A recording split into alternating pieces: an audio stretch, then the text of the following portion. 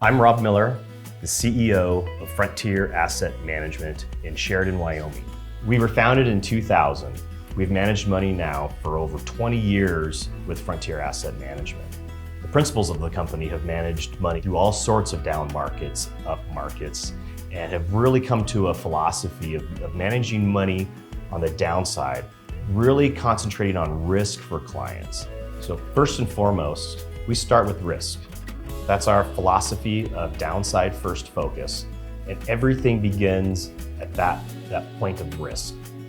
That's where we start to build every strategy. Our asset allocation mix is built on that. When we optimize strategies, it's all around the idea of risk and how much a client can potentially lose.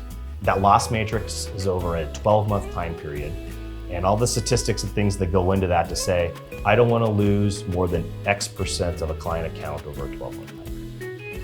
We think clients understand risk by what they could lose. It's spoken in simple terms for the client that this is what the potential loss is. Frontier wants to set our risk for portfolios. We don't want to accept the risk of the market. So if you own a 60-40 portfolio, 60% equities, 40% fixed income, which is a classic kind of balanced strategy, you're accepting the risk of those markets into your portfolio.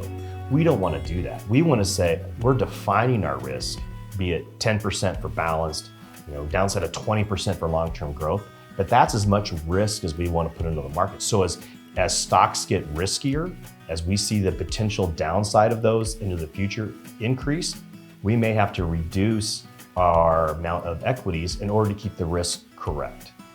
Whereas if you are just statically keeping 60-40, as risk goes up, your portfolio is getting riskier, whether you want it to or not. You may be a balanced or a conservative investor, but now you have a lot more risk than you want just because of the nature of where the markets are.